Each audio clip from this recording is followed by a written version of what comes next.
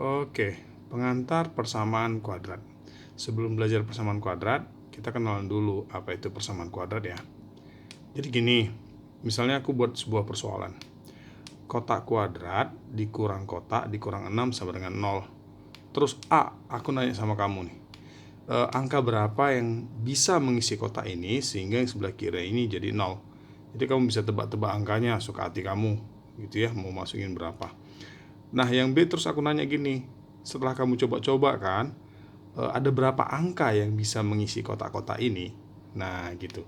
Persoalan ini adalah persoalan persamaan kuadrat.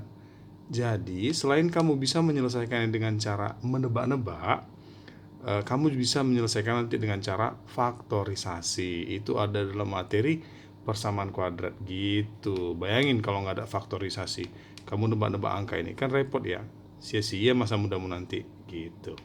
Nah, misalnya aku jawab ya, ini kan aku udah faktorin, jadi dapatnya minus 2 sama 3. Jadi ini pasti kalau dimasukin jadi 0 gitu. Nih coba ya, minus 2 pangkat 2 dikurang minus 2 kurang 6.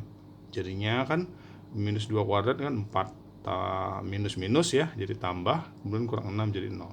Nanti yang 3 juga kamu masukin sama aja gitu ya. Jadi persamaan kuadrat itu dia punya bentuk umum kayak gini.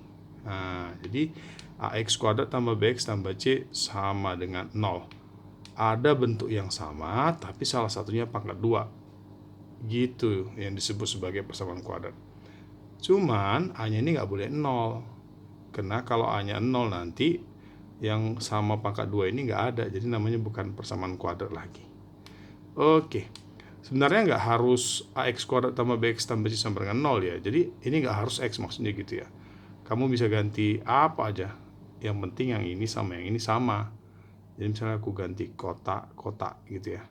Kamu mengisi dengan px boleh. Jadi a px kuadrat tambah b px tambah c sama dengan 0 boleh. Jadi asal ini sama tapi salah satunya pangkat 2 gitu ya. Nah, istilah-istilah yang sering kamu dengar nanti di persamaan kuadrat itu seperti ini. Ax kuadrat tambah bx tambah c sama dengan 0. Jadi yang a, b, sama c ini disebut sebagai koefisien. Nah, koefisien itu adalah angka dari variabel gitu. Variabel itu sendiri adalah ini yang sama ini. Yang sama ini disebut sebagai variabel gitu, bentuk yang sama itu ya. Nah, kemudian begini ya, persamaan kuadrat ini ada istilah lagi namanya akar.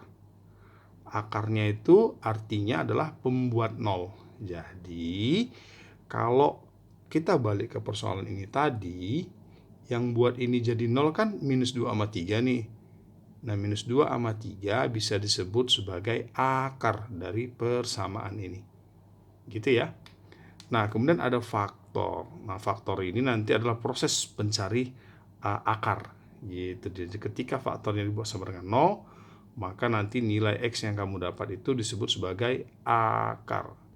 Oke, gitu dulu ya pengantar persamaan kuadrat.